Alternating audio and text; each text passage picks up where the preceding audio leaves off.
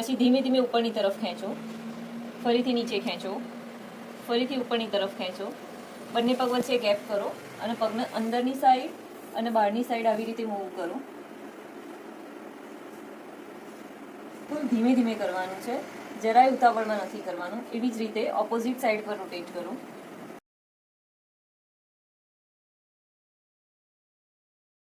મારું નામ ખુશ્બુ પટેલ છે અને હું છેલ્લા 11 વર્ષથી યોગા ઇન્સ્ટ્રક્ટર તરીકે તાલીમ આપું છું.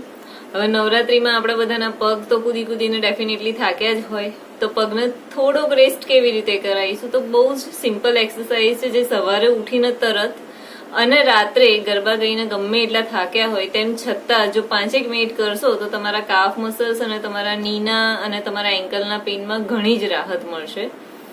સૌ પહેલા તો તમે જ્યાં બેસો ત્યાં, જ્યાં બેસી શકો ત્યાં આગળ, ફ્લોર પર કે બેડ ઉપર, તમને જ્યાં કમ્ફર્ટેબલ હોય ત્યાં બેસી અને પગને આવી રીતે સ્ટ્રેટ કરી અને નીચેની તરફ ખેંચી લો. પછી ધીમે ધીમે ઉપરની તરફ ખેંચો, ફરીથી નીચે ખેંચો, ફરીથી ઉપરની તરફ ખેંચો, બંને પગ વચ્ચે ગેપ કરો અને પગને અંદરની સાઈડ અને બહારની સાઈડ આવી રીતે મૂવ કરો.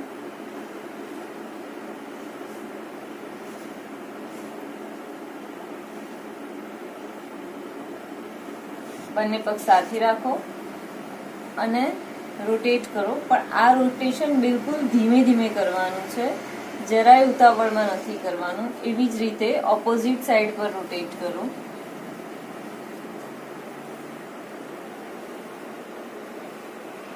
પગને અંદરની તરફ રાખી અને ખેંચેલા જ રાખો.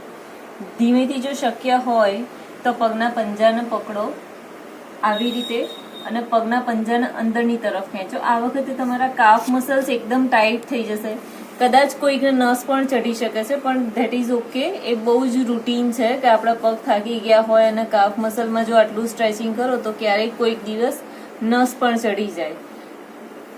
પગના પંજાને આવી રીતે અંદરની સાઈડ પર ખેંચેલા રાખો, હોલ્ડ કરો અને રિલેક્સ કરો. આનાથી પણ વધારે જો તમારી પાસે 5-7 મિનિટનો થોડોક વધારે ટાઈમ હોય, જો રાતના સમયે ઘરે આવીને જો તરત જ તમે કરી શકતા હોય, તો એક ટબની અંદર થોડુંક મીઠું નાખી અને લુકવોર્મ વોટરમાં તમે પાણી પગના પંજા જો બોળી રાખશો એન્કલ સુધી, તો તમને પગમાં સોજો પણ નહીં આવે અને પગમાં જે પણ કંઈ થાક લાગ્યો હશે એ બધું તમારું રિલેક્સ થઈ જશે.